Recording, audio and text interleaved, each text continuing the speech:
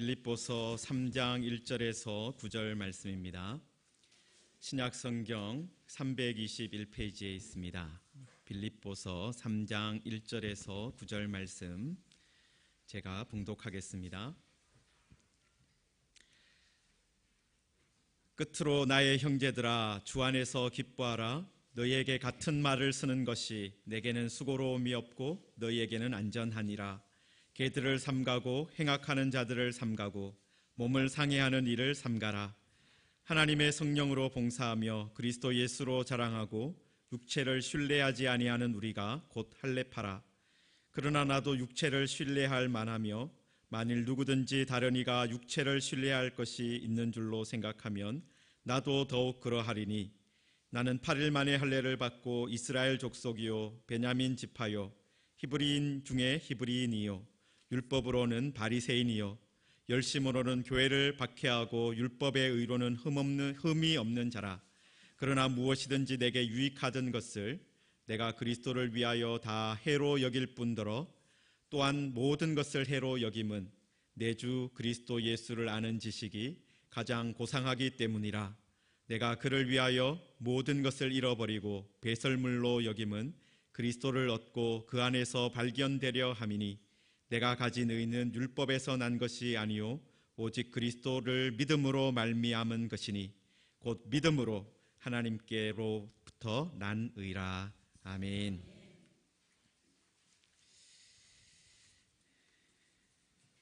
네, 빌립보서는 기쁨의 편지라는 별명을 가지고 있습니다. 우리들이 빌립보서를 쭉 살펴보면서 우리가 알 수 있지만은 1장 4절에도 보시면은 너희 무리를 위하여 기쁨으로 항상 간구한다, 그렇게 시작을 하죠. 또 18절에 1장 18절에 전파되는 것은 그리스도니 이로써 나는 기뻐하고 또한 기뻐한다. 또 1장 25절에도 너희 믿음의 진보와 기쁨을 위하여라고 하면서 기쁨이 계속해서 반복되고 있습니다. 또 2장에서도 12절에 보시면은 자기의 기쁘신 뜻을 위하여, 또 17절에도 나는 기뻐하고 너희 무리와 함께 기뻐하리니, 또 18절에도 너희도 기뻐하고 나와 함께 기뻐하라.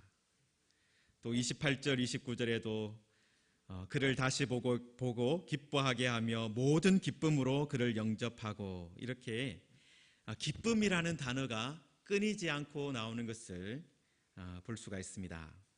그런데 오늘 바울 사도가 끝으로라는 말을 하면서 나의 형제들아 주 안에서 기뻐하라 라는 명령을 하고 있습니다. 그냥 말을 하는 것이 아니라 명령을 하고 있는 거죠. 여러분, 우리가 이 말을 들으면서 기쁨이라는 것이 명령한다고 할 수 있는 것인가 의문을 가질 수가 있을 것입니다.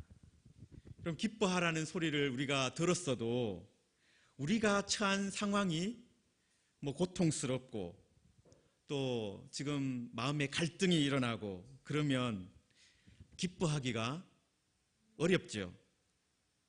기쁨은 어떻습니까? 보통 만족스러울 때, 모든 필요가 채워졌을 때, 그리고 기대하지 않았는데 갑자기 좋은 소식이 왔을 때 저절로 생기는, 어떻게 보면 감정입니다.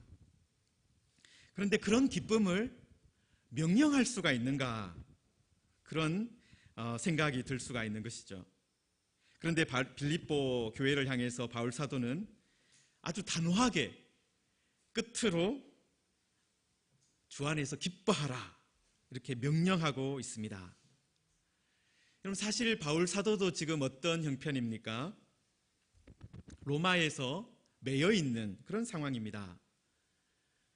며칠 이렇게 구류되어 있는 그런 것이 아니고요, 수년째, 가이사랴부터 시작하면, 유대 가이사랴에서 매여 있었던 것을 생각하면 수년째 지금 자유를 누리지 못하고 있습니다. 그리고 살아가는 형편도 어떻습니까? 자기가 스스로 어떤 일을 해서 돈을 벌고 또 그것으로 살아가는 그런 상황이 아니라 지금 다른 사람의 도움을 받아서 그렇게 살아가는 그런 형편이죠. 그런데 바울 사도는 2장에서 계속해서 말하고 있듯이 나는 기뻐한다. 그렇게 고백하고 있습니다. 그렇다면 이 바울 사도의 그 기쁨의 근원이 무엇인가?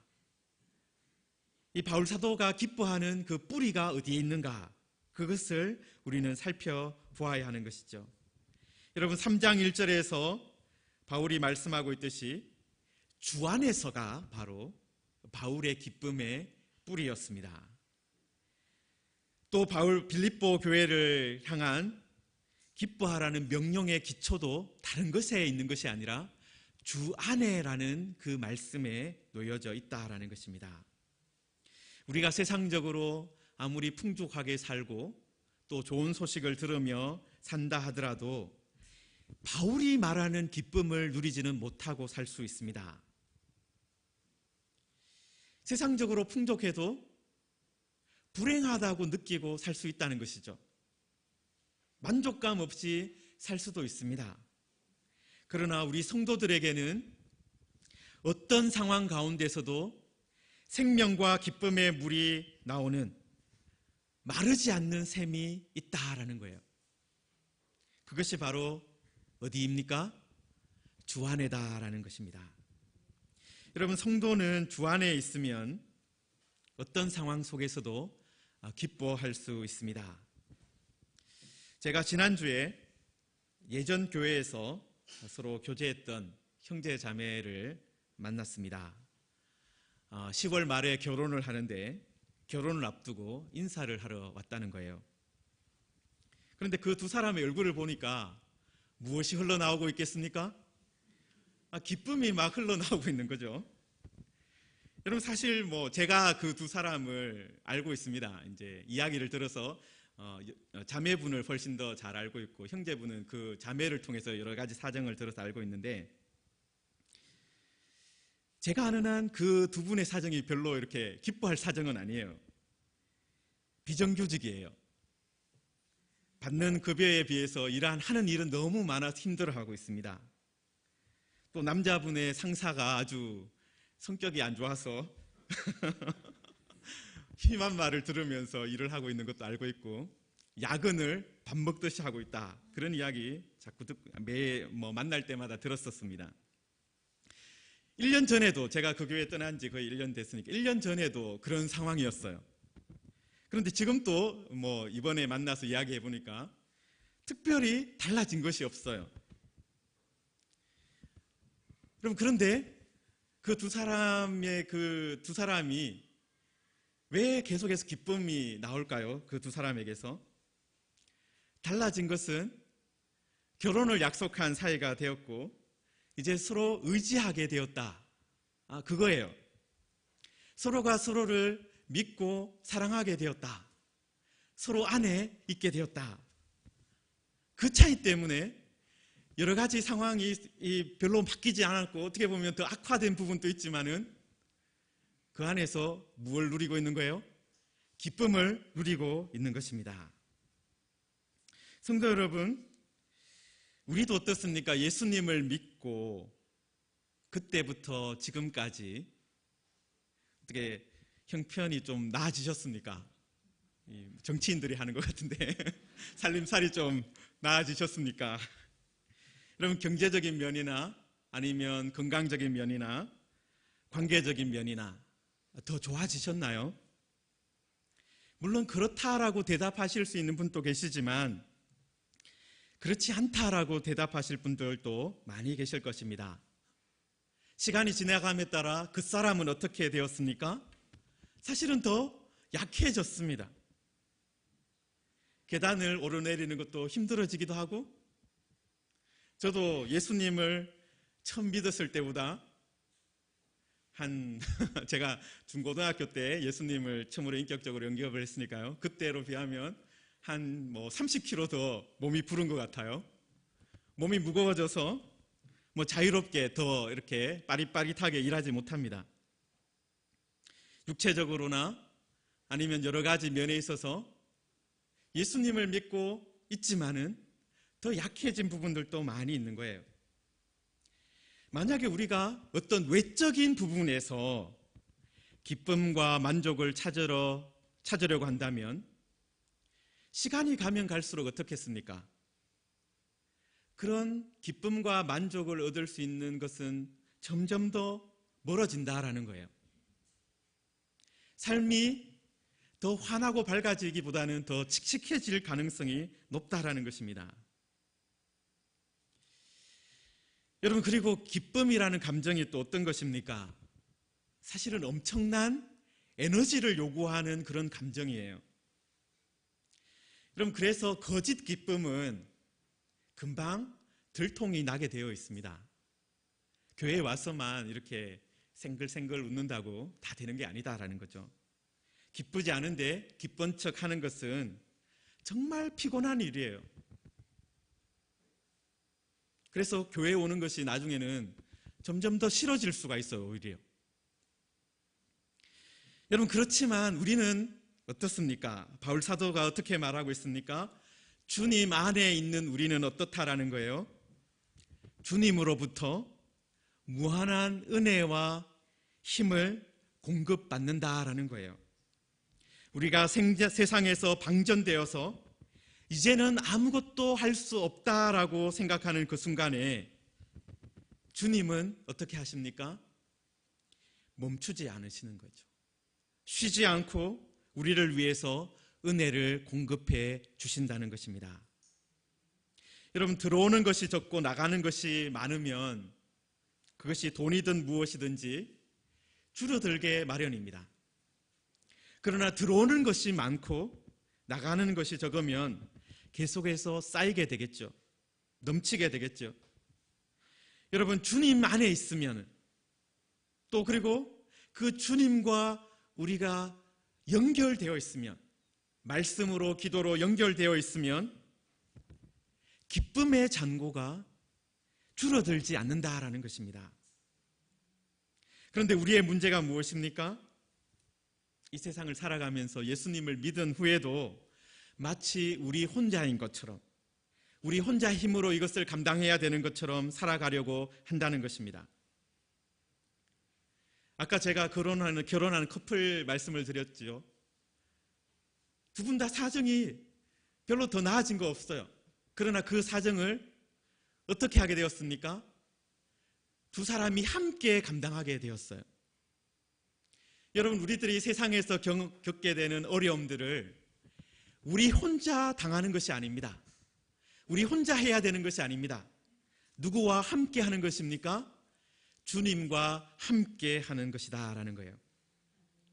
우리가 스스로 믿음을 지키려고 하고, 우리 혼자서 감정을 지키려고 하고, 우리 혼자 교회를 지키려고 하면 지치고 낭망할 수밖에 없습니다.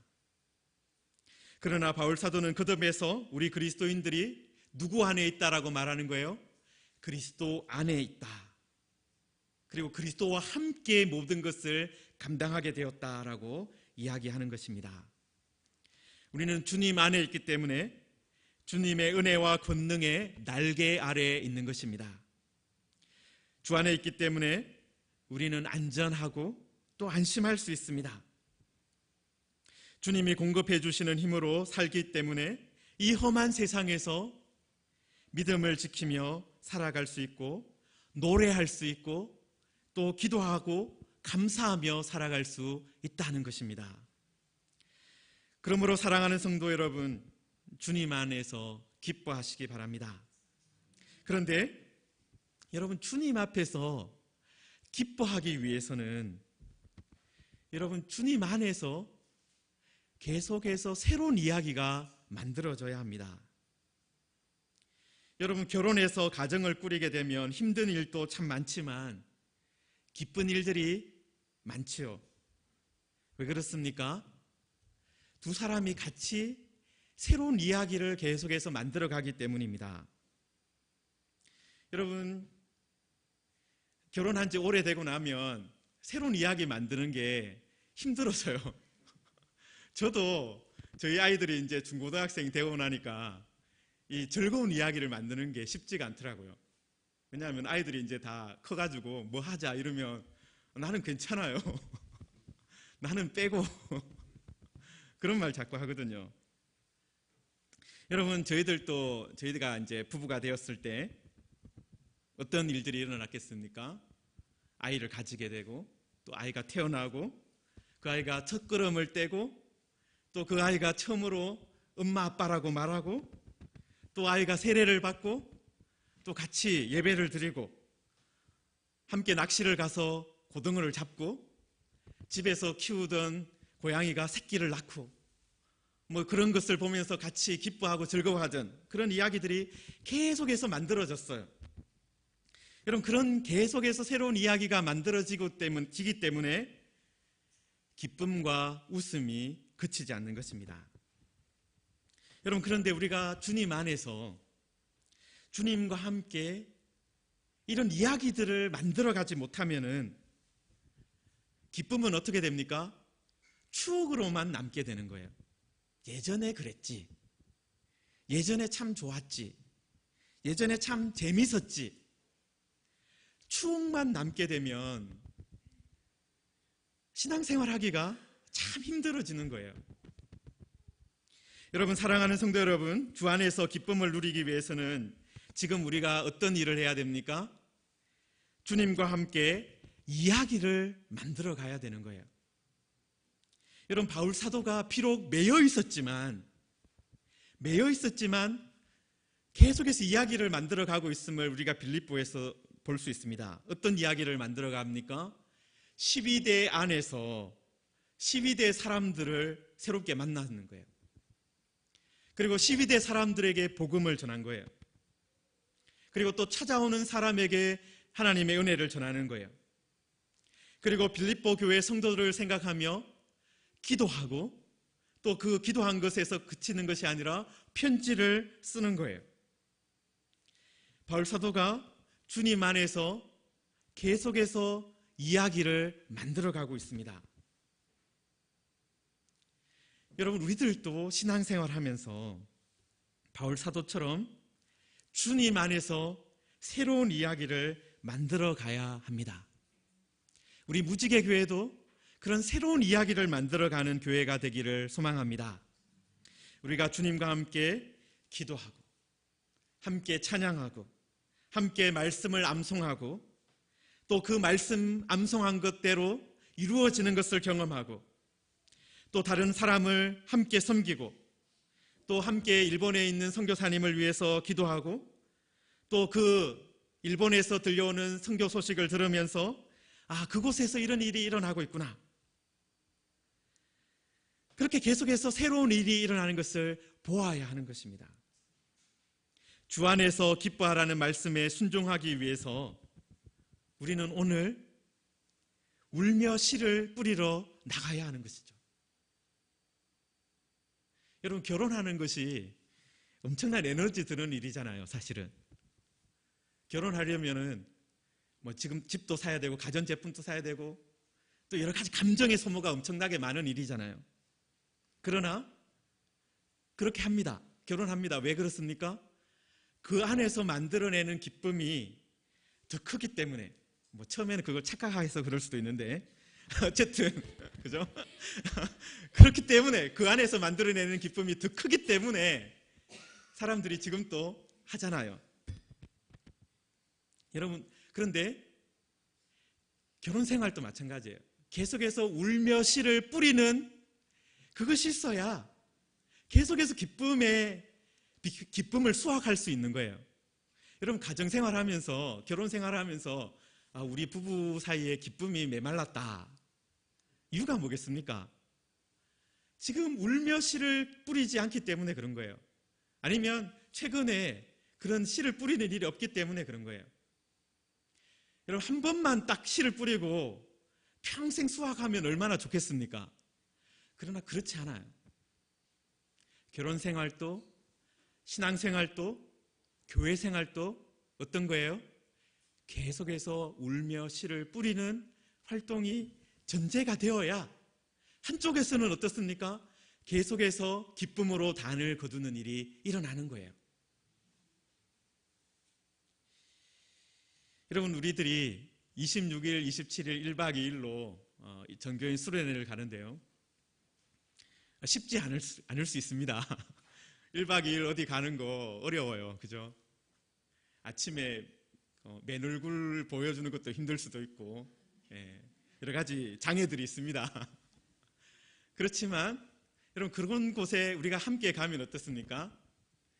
나중에 기쁨을 수확할 수 있을 거예요. 우리 무지개 교회가 주님 안에서 하나이구나. 우리가 주님 안에서 같은 마음을 가지고 있구나. 제가 수련의 주제를 주 안에서 같은 마음, 이 빌립보서 4장 2절에 나오는 그 말씀인데요. 영어 성경을 막 찾아보다가 harmony in the Lord라고 되어 있는 거예요. 하모니, 같은 마음이라는 것이 하모니라고 번역할 수 있구나. 여러분, 하모니가 어떤 것입니까? 똑같은 음을 치지 않아도 있잖아요. 여러 가지 다양한 음이 나오는데도 화음이 잘 맞을 수가 있습니다. 불협화음이 아니다는 것이죠.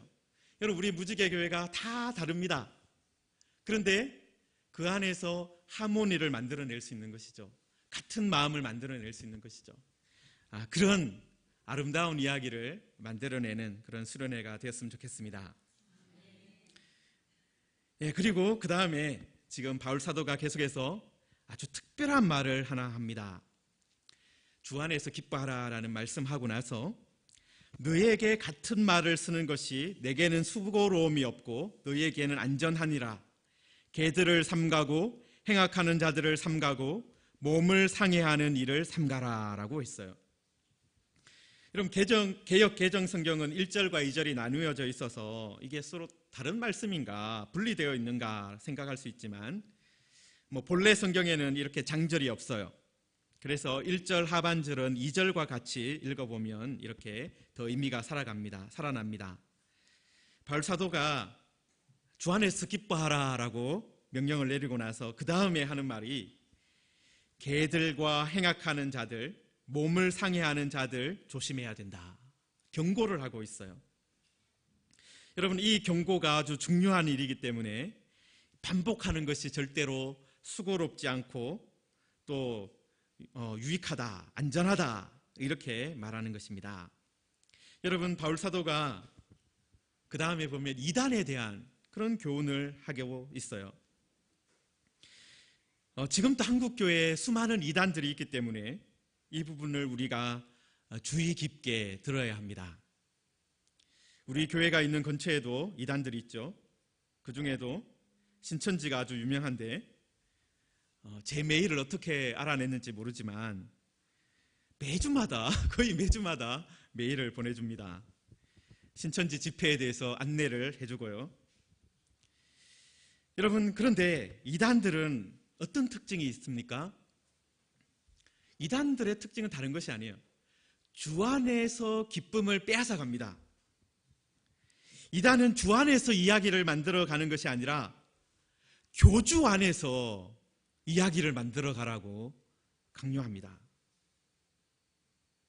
주님과 함께 만드는 이야기는 사라져버리고 교주를 숨긴 이야기를 만들어 가라는 거예요.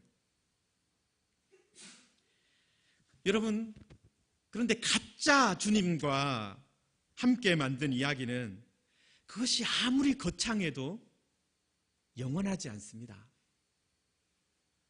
하나님께서 상 주시는 그런 이야기가 아니다라는 거예요. 얼마나 안타까운 일입니까? 특히 바울 사도가 율법주의 이단에 대해서 지금 이야기를 하고 있어요. 여러분, 율법주의가 어떤 것입니까? 간단하게 말하면 구약의 율법을 잘 지켜야 한다라는 말이죠. 여러분, 이 주장 자체는 크게 틀린 말이 아닙니다. 왜냐하면 구약의 율법도 본래 하나님의 말씀이기 때문이죠. 그래서 이단 중에도 가장 골치 아픈 이단이 어떤 이단입니까? 성경을 가지고 잘못 가르치는 이단이 제일 사실 힘든 이단이에요. 아예 엉뚱한 이야기를 하면 잘못되었다 금방 알 수 있는데 성경을 가지고 이야기를 하는 이단, 참 문제가 많은 거죠. 알아내기도 힘들고 무엇이 잘못되었는지 찾아내야 되니까. 그래서 성경을 가지고 이야기를 하면 어떻게 해야 됩니까? 잘 들어보고 분별을 해야 하는 것이죠. 여러분, 여기서도 율법을 배우고 율법을 지켜야 한다, 그 가르침 자체에는 문제가 없을 수도 있습니다. 왜냐하면 구약에도 율법을 어떻게 말합니까? 율법은 완전합니다. 율법은 영혼을 소성시킵니다. 우둔한 자를 지혜롭게 만듭니다. 그렇게 율법을 찬양하거든요. 그런데 율법주의 이단의 문제가 무엇입니까? 들어가 보면 결국은 율법을 지키는 자기 자신을 의지한다라는 거예요. 율법을 내가 얼마나 잘 지켰는가, 자신을 자랑한다는 것입니다. 여러분, 우리의 구원은 누구에게 달려 있습니까? 주님께 달려 있습니다. 주님께서 지신 십자가 때문에 우리가 죄 용서를 받고 하나님의 자녀가 되었습니다. 그런데 율법주의 이단은 어떻게 말합니까? 예수님을 믿어야 하지만 그것이 다가 아니라 율법도 잘 지켜야 구원받는다라는 것이죠. 율법 중에도 특히 할례를 받아야 한다. 아브라함도 할례를 받았고 이삭도 할례를 받았고 모두가 구약에 보면 할례를 받았다. 그래야지 하나님의 백성이 된다라는 것이죠. 이 빌립보의 율법주의 이단은 구약 율법에서 말하는 모든 것을 다 지켜야 하나님의 백성이 된다, 그런 가르침을 했다는 것입니다. 그런데 바울 사도는 그 사람들에 대해서 어떻게 말합니까? 그런 주장을 하는 사람들을 어떻게 부릅니까? 개라고 부르고 있어요.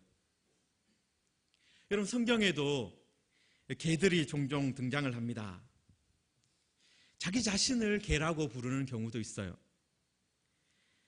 사울의 손자 요나단의 아들 므비보셋이라는 사람이 있었는데 하루는 다윗이 므비보셋이라는 사람을 불렀습니다.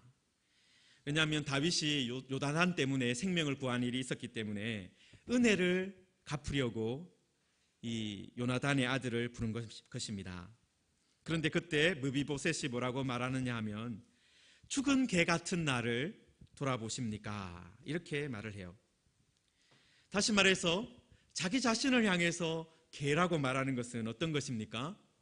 아주 극도의 겸손의 표현이에요. 그런데 반대로 다른 사람을 개라고 부르는 것은 어떤 표현이겠습니까?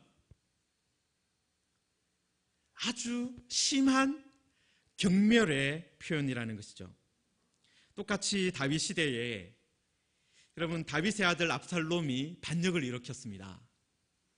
그래서 다윗이 이제 도망을 가게 되었는데 그때 다윗의 친족이에요. 이번에도 다윗의 친족인데 이 시므이라는 사람이 다윗을 쫓아오면서 다윗의 일행을 쫓아가면서 저주를 하고 돌을 던졌습니다.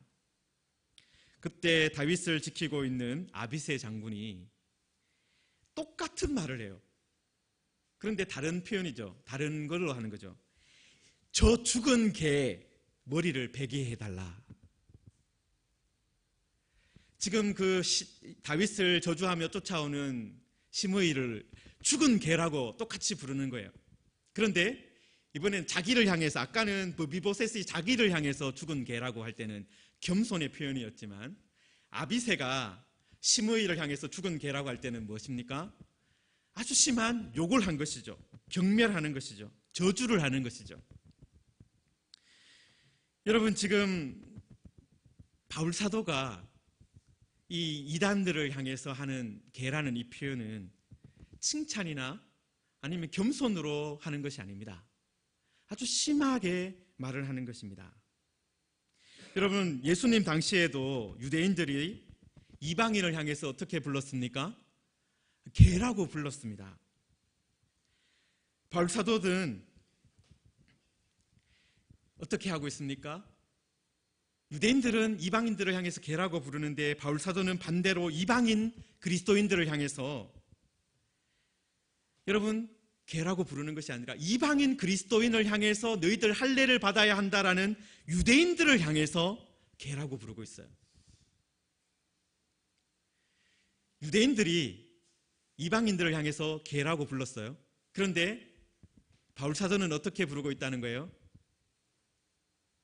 유대인들을 향해서 이방인들을 부정하다고 생각하는 그 유대인들을 향해서 개라고 부르고 있다라는 거예요. 율법주의자들이 빌립보 교회에 와서 너희들이 예수님을 믿고 하나님의 자녀가 되었다, 우리들이 이제는 아브라함의 후손이 되었다라고 말을 하는데 사실은 다르다. 너희들 할례를 받아야 돼. 너희들 율법을 다 지켜야 하나님 자녀 되는 거야. 너희들 할례를 받지 않았기 때문에 아직 사실은 여전히 개 같은 존재야. 그렇게 말을 했는데 바울은 그런 율법주의자들을 향해서 똑같이 갚아주고 있는 거예요.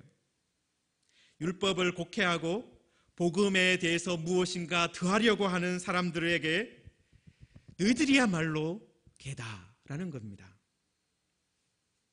바울은 그런 사람들을 향해서 행악하는 자들이라고 부르고 있어요. 몸을 상해하는 일을 하는 사람이라고 부르고 있습니다. 여러분, 율법은 신명기 14장에 보시면은 사실은 몸을 상하게 하는 것을 금지하고 있습니다. 그런데 몸을 상하게 하는 대표적인 이야기가 열왕기상 18장에 나오는데 엘리야 선지자가 바알의 선지자와 대결했던 그 내용입니다. 여러분, 바알의 선지자 450명이 제단을 만들고 송아지를 잡고 그 앞에서 뛰어놀면서 바알의 이름을 불렀지만 아무런 대답이 없었습니다. 그러다가 맨 마지막에 그 바알의 제사장들이, 선지자들이 무엇을 했습니까? 몸을 상하게 하는 일을 했어요. 피가 흐르기까지 칼과 창으로 자기 몸을 상하게 하면서 바알의 이름을 부른 거예요. 그래서 바울 사도가 몸을 상하게 하는 일이라고 언급하는 것은 율법주의를 가르치며 할례를 받아야 한다라고 말하는 그런 사람들이 비록 유대인들이지만 하나님의 자녀들이라고 자기 스스로 부르고 있지만은 사실은 어떤 사람이라는 거예요? 바알의 선지자와 다를 바 없다라고 말하는 것입니다. 이방인이 하나님의 자녀가 되겠다고 할례를 받는 것은 바알의 선지자가 몸을 상하게 하는 것처럼 아무런 효과가 없는 일이다라고 또한 말하는 것입니다. 여러분, 대신에 바울 사도는 어떻게 말하고 있습니까? 3절에 보시면은 하나님의 성령으로 봉사하며 그리스도 예수로 자랑하고 육체를 신뢰하지 아니하는 우리가 곧 할례파라라고 합니다. 여러분, 율법주의자는 주 안에서 기뻐하지 않고 자신이 율법을 지키는 것 때문에 기뻐합니다. 자신의 행위에 만족한다라는 것이죠. 그러나 진짜 할례파, 진짜 하나님의 백성은 어떻게 한다는 것입니까? 하나님의 성령으로 봉사한다라는 것이죠. 여러분, 하나님의 성령으로 봉사한다라고 했을 때 이 봉사라는 말이 그냥 다른 사람을 위해서 일한다, 섬긴다, 요것만 가리키는 것이 아닙니다. 경배한다, 예배한다라는 의미가 담겨 있는 말입니다. 그래서 새 번역에서는 하나님의 영어로 예배하며라고 번역이 되어 있어요. 다시 말해서 진짜 하나님의 자녀는 어떤 사람이라는 것입니까?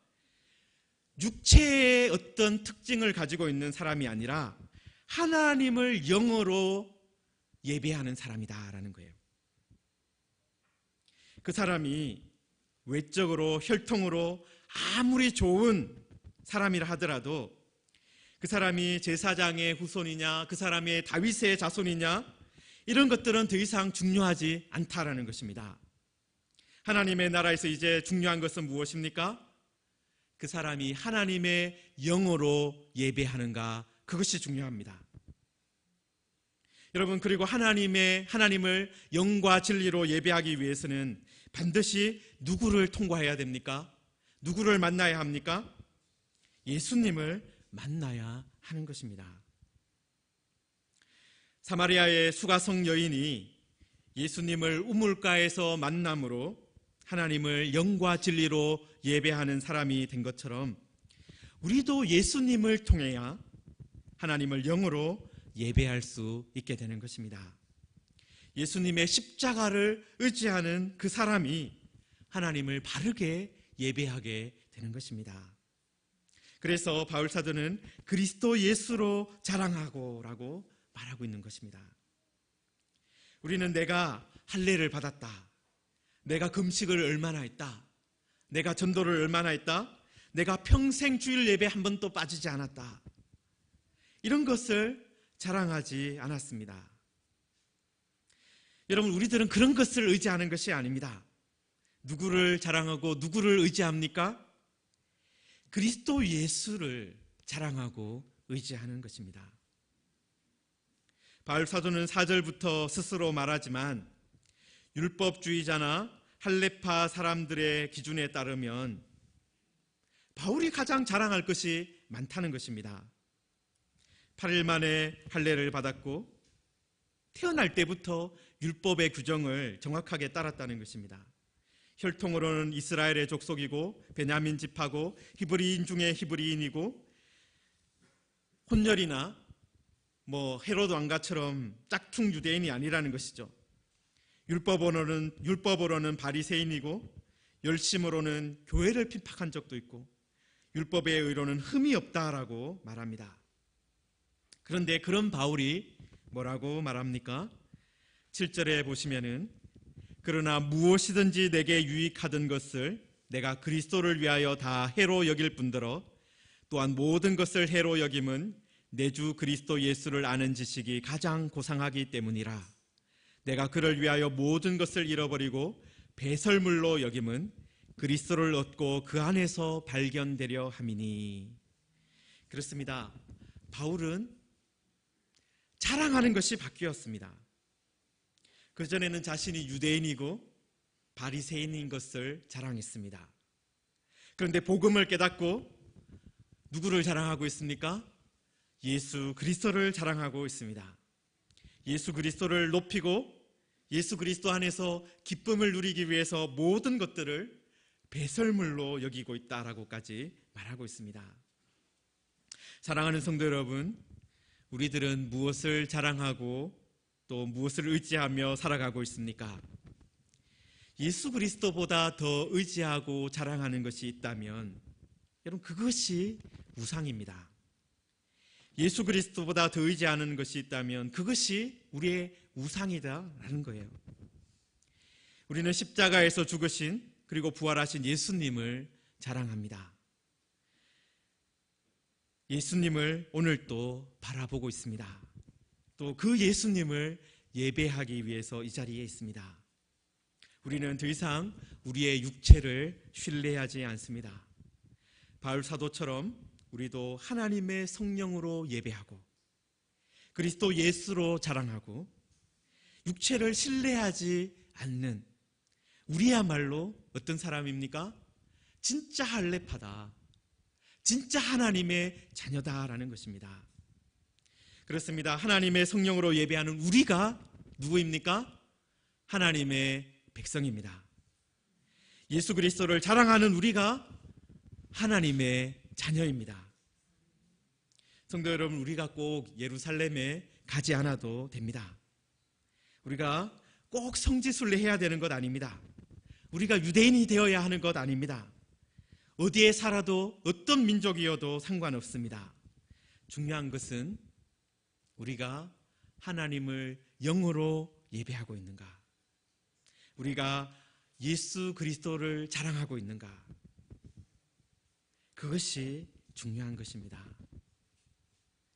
사랑하는 성도 여러분, 우리가 그 주님을 바라보면서 바른 예배 드려야 합니다.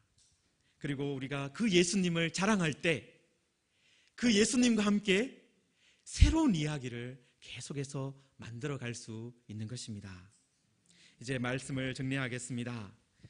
우리가 주님 안에 있으면 주님께서 우리에게 기쁨을 공급해 주실 것입니다. 그러나 우리가 우리 스스로를 자랑하고 우리 스스로 무엇인가 해서 하나님 앞에서 의롭게 되려는 순간 우리는 기쁨을 잃어버리게 될 것입니다. 우리의 행위에 매이게 될 것입니다. 우리의 불완전한 감정에 매이게 될 것입니다. 그러나 우리는 어떤 사람입니까? 예수 그리스도의 십자가를 의지하는 사람입니다. 주님의 긍휼하심을 믿고 나아가는 사람들입니다. 우리의 중심 되신 그리스도를 우리가 바라보고 있다면 우리는 주님과 함께 오늘 또 새로운 이야기를 만들어 갈 것입니다. 기쁨과 웃음이 가득한 이야기가 만들어질 것입니다. 이를 위해서 함께 믿음으로 걸어가는 우리 모두가 되기를 주님의 이름으로 축원합니다. 이 시간 함께 말씀을 생각하며 기도하겠습니다. 하나님, 주 안에서 기쁨을 누리기를 원합니다. 하나님, 그러기 위해서 지금 울며 씨를 뿌리게 하여 주옵소서. 하나님, 주님을 바라보며 주님의 뒤를 따라 걸어가기를 원합니다. 예수 그리스도의 십자가를 바라보며 걸어가겠습니다. 하나님, 우리 스스로 의지하지 않겠습니다. 내가 했던 것들 의지하지 않겠습니다. 주님께서 하신 것, 또 주님께서 하실 일들 바라보며 나아가겠습니다. 하나님, 우리와 함께하여 주시옵소서. 하나님, 우리를 다스려 주시고 또 우리를 붙들어 주시옵소서. 우리 말씀 의지해서 함께 기도하겠습니다.